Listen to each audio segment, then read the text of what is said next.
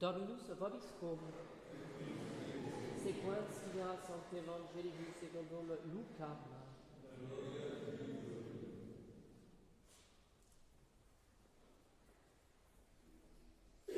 En ce temps-là, Jésus sortit de la synagogue et entra dans la maison de Simon. Or, la belle-mère de Simon était atteinte d'une forte fièvre, et on l'implora en sa faveur. Il se pencha au-dessus d'elle, commanda la fièvre, et la fièvre l'abandonna. Aussitôt, elle se leva et elle les servait. Au coucher du soleil, tous ceux qui avaient des gens atteints de diverses maladies les lui amenaient, et lui, imposant les mains à chacun d'eux, les guérissait. De beaucoup d'entre eux sortaient des démons qui criaient « Tu es le Fils de Dieu ». Il les menaçait et ne leur permettait pas de parler parce qu'ils avaient reconnu en lui le Messie. Au lever du jour, il sortit et se rendit dans un lieu désert. Les foules se mirent à sa recherche et parvinrent jusqu'à lui.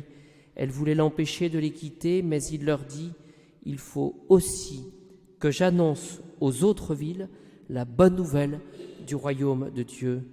Et c'est pour cela que j'ai été envoyé. » Et il prêchait dans les synagogues de Galilée.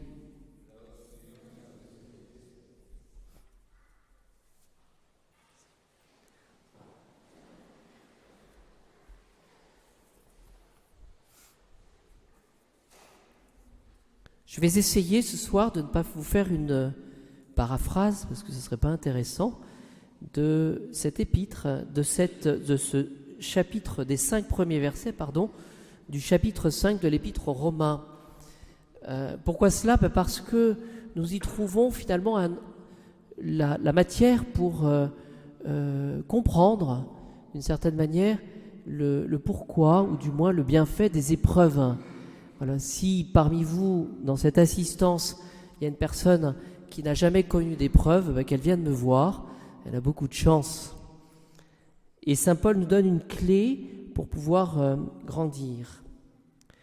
Alors, première proposition, donc c'est Romains, chapitre 5, verset 1. La première proposition, la première chose qu'il faut retenir, c'est finalement cette foi en Jésus-Christ. Foi en Jésus-Christ, mort et ressuscité.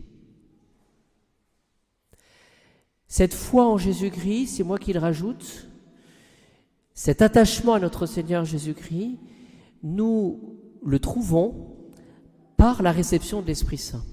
Voilà, c'est l'Esprit Saint qui va nous permettre de discerner dans la personne du Christ celui qui va nous sauver. Donc, foi en Jésus-Christ, mort et ressuscité. En ce sens que Jésus-Christ, nous dit saint Paul, nous rend justes aux yeux de Dieu. Jésus-Christ nous rend justes aux yeux de Dieu. C'est-à-dire que finalement, il reste pour chacun de nous le médiateur. Vous voyez, dans nos épreuves, eh bien, essayons de nous tourner vers le Christ Jésus. Et c'est Jésus-Christ, nous dit saint Paul, qui nous donne accès à la grâce. C'est-à-dire que c'est Jésus-Christ qui va nous donner, finalement, la surnature, qui va nous donner la capacité, justement, de grandir et de toucher le royaume. Par exemple, la grâce du baptême.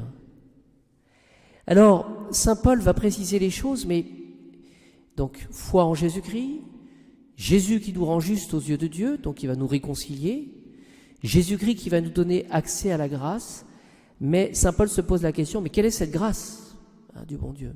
Quelle est cette grâce ? Eh bien, c'est l'espérance. L'espérance. Voilà. Bien plus, nous allons toujours à tirer gloire, nous allons toujours jusqu'à tirer gloire de nos épreuves, dit saint Paul. C'est-à-dire finalement, ces croix que nous connaissons, ces épreuves que nous avons, vont nous permettre finalement de glorifier le Seigneur. Pourquoi ? Pourquoi ? Parce que, nous dit saint Paul, ces croix que nous avons, ces épreuves que nous avons, sont pour nous occasion d'endurance. Oui. Endurance qui suppose finalement une vertu authentique. et une espérance qui ne sera pas déçue par l'Esprit Saint, parce que nous avons l'Esprit Saint. Voyez, ce qu'il faut bien comprendre, c'est que finalement, l'épreuve va nous permettre, et nous le comprenons bien, finalement, d'éprouver la qualité de notre espérance, la qualité de notre foi. C'est un peu cette histoire, voyez-vous, de Job. C'est ce que dit Satan, d'ailleurs, à Dieu, concernant Job. Job, il bénit le Seigneur parce que tout va bien pour lui. Il n'y a pas de problème. Mais est-ce que ça serait la même chose si tu lui retires toutes ses richesses? Voilà, c'est ça l'histoire de Job. Voilà. C'est une occasion d'endurance. Alors j'ai regardé, ça c'est le verset 4, j'ai regardé dans les différentes traductions de la Bible. On parle d'endurance. On peut se poser la question, mais qu'est-ce que c'est que l'endurance?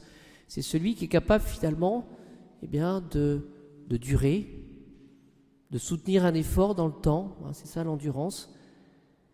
Le chanoine Ostie traduit endurance par constance. Voilà. La constance, il y a cette espèce de... Finalement, c'est de pouvoir faire quelque chose dans le temps. Voilà. D'autres traduisent par l'expérience. Vous voyez, endurance, constance, expérience. Et le chanoine Crampon, dans sa version de la Bible, va parler d'espérance. Voilà. Alors je termine, parce que j'ai regardé dans le catéchisme, finalement, la définition de la constance. Il s'agit, pour la constance, de lutter et de souffrir jusqu'au bout. Voilà, c'est ça la constance. Sans succomber à la lassitude et au découragement ou à la mollesse. C'est-à-dire qu'on est capable de soutenir un effort jusqu'au bout. Voilà. Alors la première conséquence de cela, c'est que, et c'est en même temps très réconfortant, c'est que finalement Saint Paul nous montre que la persévérance, la constance, c'est un don de Dieu. Vous voyez ? C'est pour cela que souvent nous demandons dans notre prière la persévérance finale. Vous voyez ? C'est un don de Dieu qu'il faut demander donc par la prière.